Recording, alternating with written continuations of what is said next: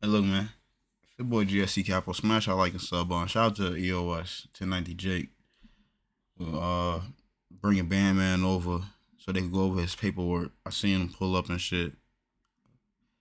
He got hopped out his whip. That damn bag, big ass bag, full of paper and shit. Oh, we about to see what this nigga talking about, man. Whoa, why is this shit playing in my motherfucking headphones? It's tweaking. It's not supposed to be.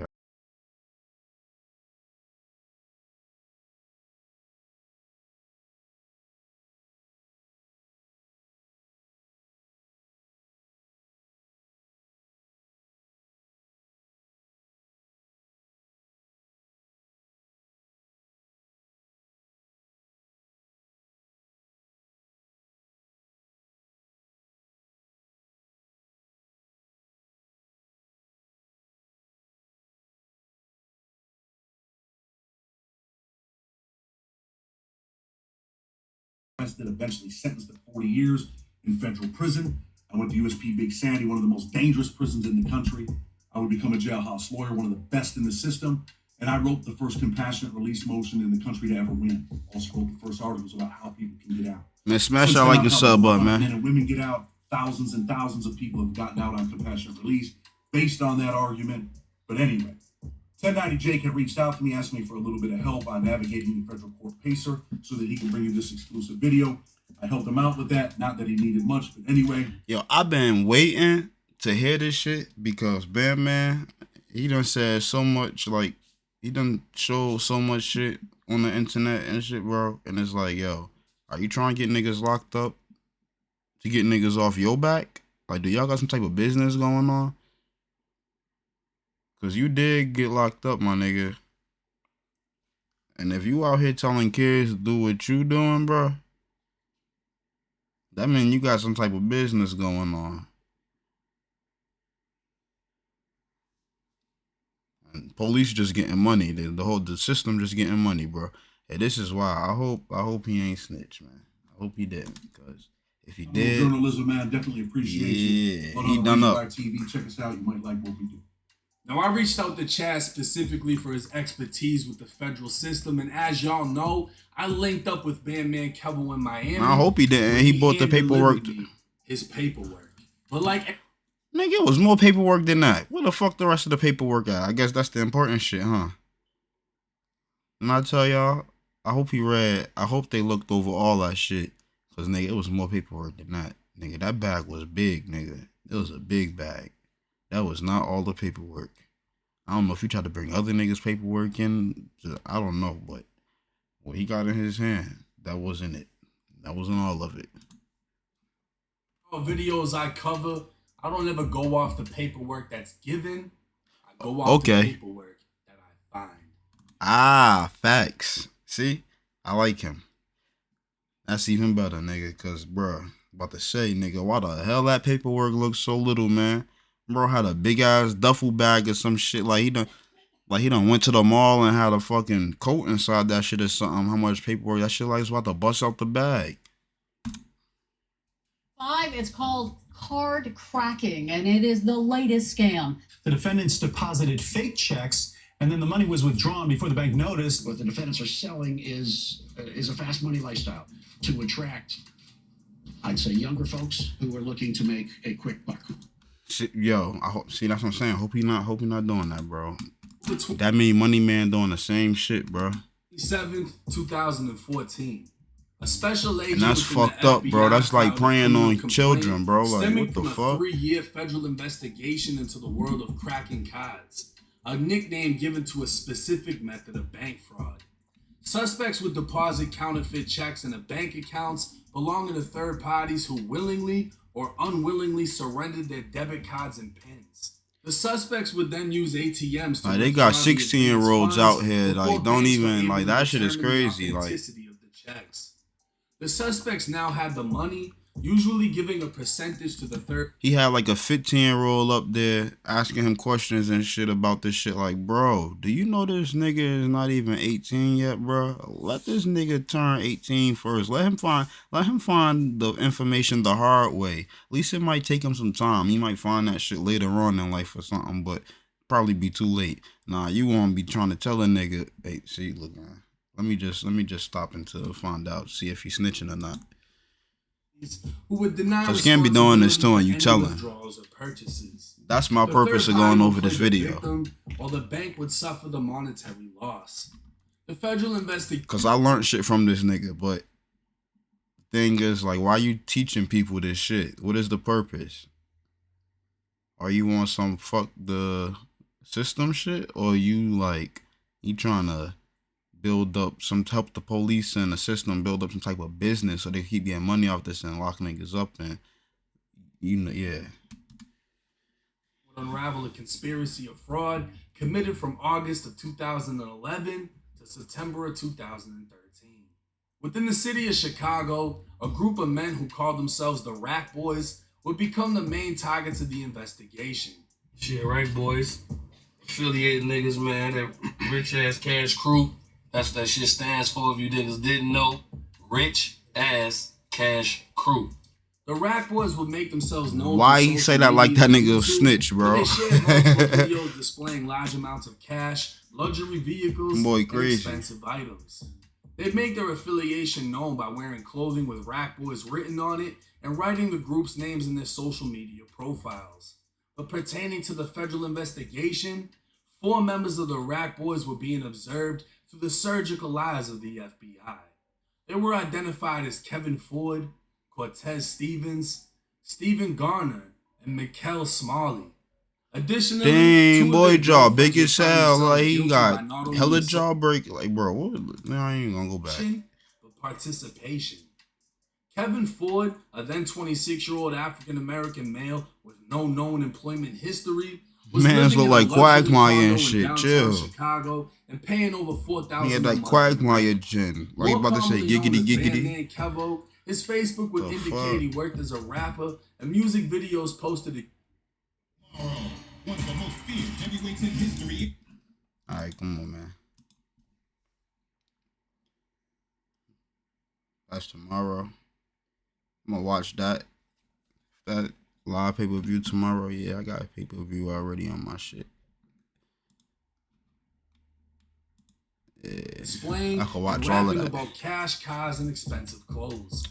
In a YouTube video by the Rack Boys titled "For the Money," Kevo can be That bitch seen come in wearing my a Rack package. Boys shirt with Kevo written on the back. Investigators found Kevo to be using Facebook to recruit bank account holders with debit cards into the scheme. His pictures of luxurious items would be used as a sales pitch, showing the success of the scam in an attempt to persuade. Private messages would be recovered showing Kevo, as well as his co-conspirators, all sending out the same recruiting messages, one of which stated, "Yo, you don't know me, but we can make some cash together. My brother works at Citibank and he puts money on my account, so I could do you a favor and have him put money on your account. If you want to make $1,900, all you have to do is open up a Citibank account and they will give you a temporary card. We will be able to do it the next day from the time you get the card. It's $100 to go open the account, but if you don't have the money, I'll loan it to you. If this is something you want to do, hit me back. I'll give you more details. You can do this every week, no bullshit. Hit me back ASAP. This is no spam. He can also put money on any bank account." With all 4 men sending Oh, that man's up in the, hey, Kevo was yo, printing chill. checks to be deposited into the accounts and what was nicknamed making. Look, he like the bank. He seen the bank printing money. He like, oh, word, y'all printing money like that? Let me print my own money into. Let me edit some motherfucking values in this electronic system and make something saying like it's there. It ain't like fuck it. And like they got credit too, so they credit this account. Zell that bitch out. Wire that shit. Niggas funny. Yo, Kevo's they girlfriend, funny, yo. 21-year-old Mercedes Hatcher, was also the mother of his So child. they got a nigga to They go lived up and get together hired in into the Merrillville, bank. Indiana, as well as Chicago, They Illinois. funny. Investigators would find Mercedes was not only sending messages through social media as she attempted to recruit bank account owners, but she'd be seen on surveillance video with Kevo purchasing money orders and by herself depositing fraudulent checks. When her and Kevo stayed in Indiana, they had a roommate by the name of Cortez Stevens. At 24 years old, Cortez lived in Indiana, and through Facebook could be seen wearing a shirt reading Team Racks on the back, referring to the Rack Boys. Much like Kevo, he'd flaunt expensive items including sneakers and an Audi. His Facebook would reveal recruiting messages while surveillance videos would show Cortez with Kevo depositing checks and purchasing money orders. Another man by the name of Steven Garner, aka Lil Steve, who was 23 years old, was in jail at the time the criminal complaint was filed. He'd been arrested 4 months prior while traveling with his girlfriend Brittany Sims, who was also the mother of his child. Another member of the Rack Boys, Lil Steve could be seen with large amounts of cash coming out of his pockets, designer clothing, and would be featured in Rack Boys music videos. His girlfriend, 24-year-old Brittany, previously worked at a PLS check cash, and the couple would participate in social media recruitment, depositing fraudulent checks, and purchasing money orders, much of which was caught on surveillance. The last of the 4 identified Rack Boys was 21-year-old Mikkel Smalley. Mikkel would often live with Lil Steve and was very vocal about making money through social media with posts that read, "Christmas in 4 days. Inbox me if you're trying to make some fast money." Mikkel and Lil Steve could be seen in photos together, as well as Rack Boys videos while like Yo, bro, else, jaw look Mikkel crazy, recruited bro. and could be seen on surveillance video depositing checks. Like the bottom of his purchasing head money bigger than the orders. top. All in all, the group of 6 would commit over 200 acts of fraud, causing the banks to lose over $250,000, while the group of 6 successfully made off with $153,000 in just under 2 years. With the criminal complaint filed, the following day, October 28, 2014, no-knock arrest warrants went out for all 6 suspects, who were all taken into custody by U.S. Marshals except for Lil Steve, who was already in custody. A 12-count indictment would list conspiracy to commit fraud, 4 counts of fraud, and 7 counts of money laundering concealment. Bandman Kevo was now facing 5 of those counts, and only 5 months later, the first plea deal was made. Mikkel Smalley, the rapper now known as Mikko, can be seen in an interview with none other than Lil Steve by his side. Both men would do an interview with Chicago YouTuber 16 Shot 'em, accusing Bandman Kevo of being a federal informant. The only problem is they never thought 1090 Jake would look into the case. 31 minutes into the interview, 16 would ask if there was any statements brought up against Mikko. Mikko would admit, Yo, if Bandman Kevo is not a snitch, I will say I apologize at the end of this video for accusing him of snitch and listening to 16 Shot 'em visuals. Alright? For real. Real people do real things, alright? So about to hit this play button. Keep on going. these statements, but there was a cooperating witness. Mikko was referring to a section of the criminal complaint in which it states law enforcement obtained information on the card cracking operation from a cooperating witness who's been charged in the complaint. The witness cooperated in the hopes that his cooperation would be considered by the government in recommending a lower sentence. While the witness goes unnamed, one important detail that's listed is the witness has no prior criminal convictions. At the time of the criminal indictment, Bandman Kevo had no prior convictions. The witness will break down how to crack cards, giving the feds the exact methods being used, and a special agent will believe the information given was reliable. Mikko would also say in his paperwork, the witness stated they used to be a part of Rack Boys. Within the criminal complaint, while it named Bandman Kevo as a member of Rack Boys and a music video would show Kevo with the Rack Boys shirt on, the complaint does state that Kevo now associated with a different money team known as Band Clan. Mikko would claim this meant Kevo must be the witness, but the actual paper saying that the cooperating witness was no longer a member of the Rack Boys, I couldn't find. The only issue with what Mikko was saying is he overlooked one of the most important details. Bandman Kevo and the 5 others he was indicted with were all indicted out of the Northern District of Indiana Federal Court. The day after they were indicted, the Northern District of Illinois announced 29 people are facing state and federal charges for cracking cards. 16 of those people face federal charges in Chicago, 7 face state charges in Chicago, and 6 face federal charges in Indiana. The cooperating witness was charged in the criminal complaint out of the Northern District of Illinois, therefore eliminating Bandman Kevo or any of the others indicted in Indiana as being the cooperating witness. But that doesn't mean no one else cooperated. 37 minutes and 17 seconds into the 16-shot interview, 16 says he heard Kevo took a 5K1 deal. Miko would explain it as you, your lawyer, and the prosecutor sit in the room. The prosecutor asks you what you know about the case, and if you can give up substantial evidence to be used against your co-defendants to force them into plea deals, you'll receive a lesser sentence. But this is the part you've all been waiting for, when a rat finally gets exposed. 5 months after Bandman Kevo was indicted, Miko would take a plea deal, making him the first out of 6 defendants to take a deal.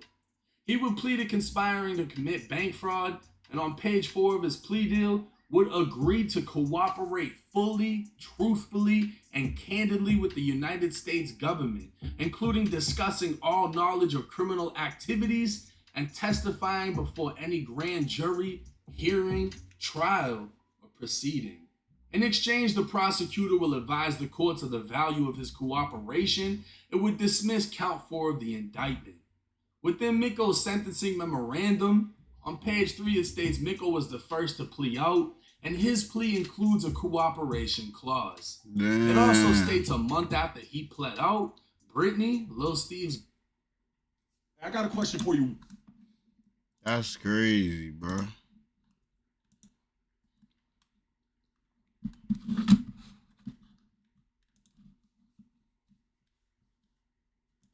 Steve's girlfriend pled out. And a month after that, Lil Steve pled out.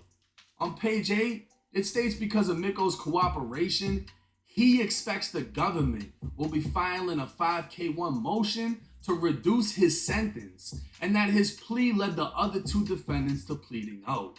So what Miko accused Bandman Kevo of doing is exactly what Miko did. Fully cooperated and expected a lesser sentence in return. But if that paperwork isn't clear enough for you, within Miko's government sentencing memorandum, on page 3 it states downward adjustment for cooperation. The government acknowledges that the defendant made a proffer to the government and that he was by all accounts truthful. A proffer is a written contract between a federal prosecutor and the defendant or someone under a criminal investigation. Put simply, the defendant will agree to give the prosecutor helpful information. In exchange, their statements won't be used against them later in a criminal proceeding.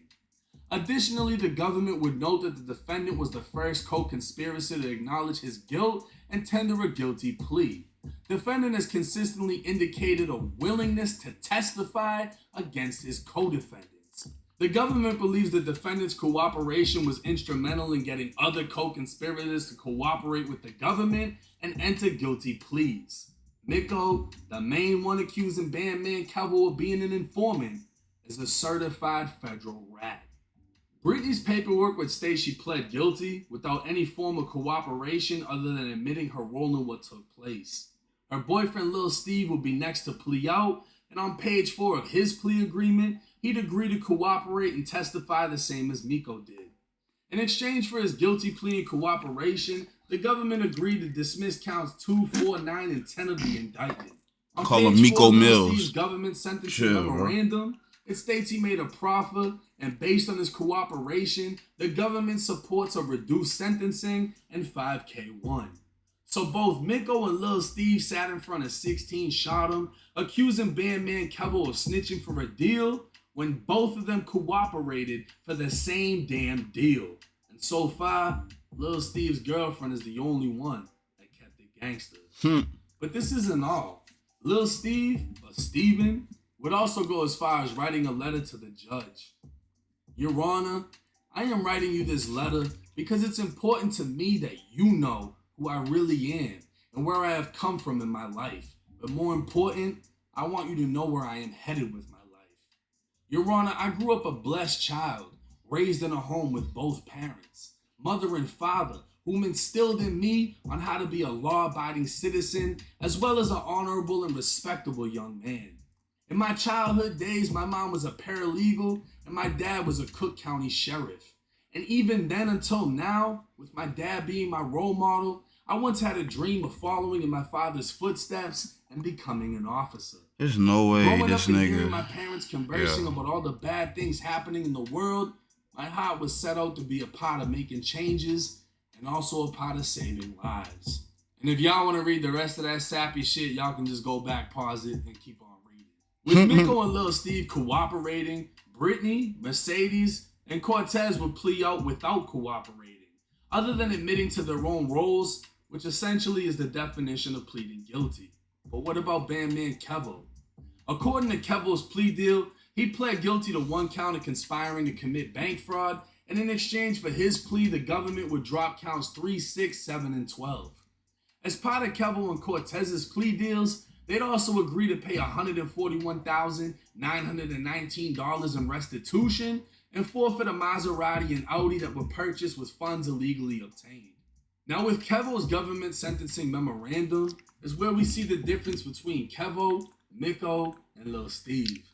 While those two were able to have sentence deductions granted for cooperation, the government would state Kevo was undeserving of any leniency Oh, that's what happened for to me. continuing to use social media on pretrial But I ain't- release I when ain't instructed snitching. not to, showing up to a court hearing 1 hour late, and having a check cash employee send him screenshots of money orders. Had Kevo been cooperating, these would have easily voided any deals set in place for a reduced sentence. And speaking of sentencing, Bandman Kevo would receive a 33-month federal prison sentence, while cooperator Miko would be sentenced to 21 months, and cooperator Steve to 24 months. So the paperwork in the case would disprove the entire 16-shot interview where Miko and Steve lied throughout. That Wow. interview would also cause a social media war motherfuckers. between Bandman Kevo and 16 Shot 'em. Kevo Word. would accuse 16 of being a fraud who Damn. lets people pay for interviews to bash rappers for clout. 16 would reply, taking a stance in which he believed it was unbiased journalism. But if Kevo didn't like the context, why doesn't Kevo show his paperwork proving he isn't a rat? Kevo, on the other hand, believed that 16 was truly a journalist. Why would he allow an interview without doing his own homework on the paperwork? Because if 16 had looked into the case, he'd see the only rats in the case were the ones he interviewed. Things would heat up when 16's Instagram was deleted, allegedly by Kevo, and less than a week later the two would go live on YouTube to speak on their differences. But behind the scenes, 16 was contacted by Bandman Kevo's wife, Dime, who Kevo was separated from. She would reach out to 16 to warn him on the type of person she feels Kevo is. While 16 and Kevo would drop their issue, 16 would continue speaking to Dime, and eventually find himself in a sexual relationship with her. Dime would end up asking 16 to be in Shouldn't a have did vlog, that. in which he voiced it could cause unnecessary issues. And according to 16, she said Kevo doesn't care what she does or who she talks to. A video titled Meeting My Secret Crush in Person okay? will be posted to YouTube, and the war was back active. Accusations would hit the internet accusing Bandman Kevo of getting a BBL. Pictures would be posted by 16 of Kevo getting surgery, and 16 would land himself an interview at No Jumper, in which pathetic Flocko would call me, 1090 Jake, a clout chaser, before 16 spit in his face. Now Kevo would publicize a rumor that 16 was a pedophile after a sex charge was found in 16's criminal history. An arrest report dating back to 2013 would show 16 Shot 'em, whose real name is Raheem McCaskill, was arrested at 18 years old and charged with criminal sexual abuse. Because of an underage victim, much of the summary report has been blacked out. Something happened on 4 to 5 different occasions 3 months apart. Both 16 and the victim apparently went to the same school, and consensual acts took place at an after-school program. The alleged story is 16 was a senior having sex with a freshman, and apparently this took place in an area of the school with surveillance cameras. 16's side of the story was she had a crush on him and was stealing electronics from her home to give to him so he would let her claim him as her boyfriend. Her mother would notice her laptop was missing, confronting her daughter, who in return lied on 16. But a senior and a freshman, this nigga, he probably ain't even 18 yet. He's still 17. Like, what they talking about? They in the same school. Like, of course something like that might happen. They still got minds of kids. Like, what? I don't know what y'all trying to pull here with that one, but hey, man, look. That's some weird shit. I don't know what y'all brought. Let me hear this. Let me finish it off, because that's some weird shit. That was normal. You had seniors and freshmen, even males and females different. Like, bro, 16's look, only felony conviction would be for a robbery with a paintball gun that would end with him being sentenced to probation. Exactly, because that shit ain't make no sense. Off his record after completion. So no, 16 shot. How you gonna have motherfuckers in school, freshman, sophomore, junior, senior, and think that might not happen? Fucking retards, bro. Not a convicted sex offender, and in no time did he plea out to a lesser offense, as the entire case was dismissed. And no, Bandman Kevo was not a snitch, as his paperwork clearly states he only... Then the mother should have known that he wasn't no damn sex offender. She just did that probably because the girl, her daughter, was stealing stuff from the house and giving it to him, and he wouldn't give it back. He probably sold that shit. Like, nah, she gave it to me. Hell no, that shit gone. So I'm gonna be like, all right then, I'm gonna say that you manipulated her. No, she did that shit because you want to. That's Chicago right there. Responsibility for his own actions. In fact, as you see, he was found not guilty. So exactly. I ain't even hear that. I ain't have to hear the not guilty part. I already know that shit just didn't even make any sense. Information it contains, including Kevo's social security number, FBI number, and entire criminal history. It would state that in 2012, at the age of 24, Bandman Kevo was arrested in Chicago for first-degree murder. But Kevo would be released without being charged. This means legally, Kevo was not a killer. As 16's paperwork means legally, he is not a sex offender. And while things between both of them may have gone too far and become too personal for them to reconcile, this video puts all the rumors to rest. Thank you tonight. Now this was a shitload to cover, which is why it took me. Nigga, I know. I seen that big ass bag that Bandman Kevo bought to the nigga house. He pulled out a big ass bag. Like, bro, who you expect to go through? Why you just gonna have the paperwork pointing out that you're not a snitch? Look, he even went and said, look, I'm gonna just go get my own paperwork. So this nigga bought a big ass bag of paperwork to this nigga house that he didn't even use. Still, after going over that shit, he went and hit up some lawyers and like, nah, I need y'all to give me the paperwork with the right shit on it. Cause look, man, I said I wouldn't even read that shit. Hell nah, to throw that shit away, burn it on fire, nigga. What are you bringing this to my house? You should have seen that bag of paperwork. Paperwork bag was like that big. Paperwork bag was like this big, nigga, filled with paperwork, man. Who you think about to sit here and read that? Look, I don't even give a damn, you snitch, nigga. It ain't got nothing to do with me. Bye. Get the hell out of here. He ain't about to walk through my door with that bag. Hey, put that shit back in your trunk. And you go home. You wasted my time, nigga.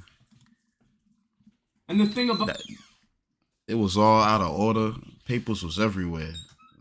That shit was crazy. Like, boy. But he ain't no snitch though. But I'm just saying. Who the...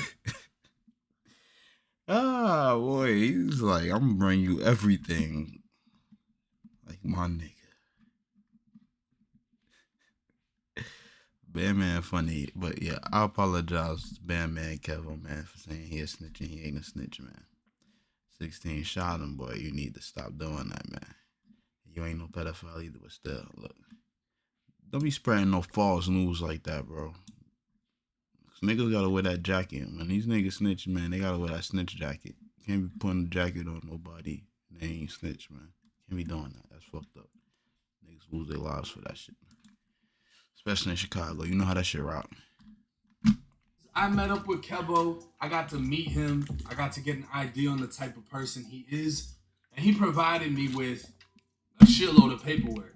To the point that some of the things in his paperwork, I personally wouldn't have gave out. Social security number. I mean, there was even like tax shit that was left in there that I'm sure I told you, bro. It's like, what the hell is in that bag, man? Like, what? He on that Caribbean shit. Cause my mom do the same thing. She put all her important papers in one bag. Put that shit in the closet. Be like, yo, I'm supposed to find this damn paper, and you got all these pieces of paper everywhere. Even got fucking checks that you done wrote out to companies and wrote void on them and shit, and still like kept. Look, it was crazy. Leave. But what that told me is he didn't care and he didn't have anything to hide. Or All of the sealed documents in his case that are online, I have. I have them in person.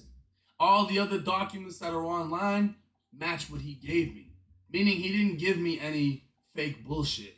But the number one important thing for me is not telling me about your case, not giving me paperwork, but telling me where I can get the paperwork. Because if I can access it myself, I can stamp it as the truth. And in this case, I can stamp that Bandman Kevo is not a snitch. And at the same time, I can stamp that 16 shot him is not a sex offender, a pedophile, or any of the crazy accusations that were sent his way. But as far as the two that 16 did an interview with, I don't know why they would do an interview and accuse Kevo of literally doing what they did. them niggas And out then they sitting there mind. Then laughing sitting about there, it, yeah, he yo. got a 5K one deal. Yeah, he was gonna tell and do this. That's some fed shit. They cocky. That's some fed shit. Hey. Ha ha. They got their mom. Hey, yo. Hell no. But there's literally papers that I can put out, that I can tell y'all how to get, that literally says they were snitching, cooperating, and willing to testify. I mean, Steve wanted to be a police officer. And maybe he was just saying that to try to finesse something with the judge, but it makes it look that much worse when the rest of your paperwork says you were cooperating. He said he want to be a motherfucking federal informant, paid. That's what he said. All right. Like He I said, "Let me I out would've right now. liked this video to I'm be gonna the tell end you all guys of the beef between everything." Bandman, nigga. Kevo, and 16 Shot. said, "I'm telling it you." seems that things have become too personal. He said, "I'm gonna tell you to about happen. the But chicken, at the peas, the least this hams, video the kills all tomatoes, the rumors lettuce, the and puts the whatever, rumors however to that rest. shit go." It's 1090 Jake. I'm rocking with y'all. Y'all rocking with me. Until next time. Shout out to 90 Jake, man, for that shit, man. Smash that like and sub button, leave a comment, tell me what y'all think about Bandman Kevo. Motherfucker 16 shot him. No, that ain't even a topic. About them two niggas that motherfucking went on 16 shot him video and said Bandman Kevo was snitch when they was the ones that was snitching. They crazy for that. That's wild. They really sat on that man camera and said that shit for the whole world and then caused the whole shit. Hey man, that's crazy. Yeah, man. My bad, Bandman Kevo, for that shit. You ain't no snitch, alright? Gang gang.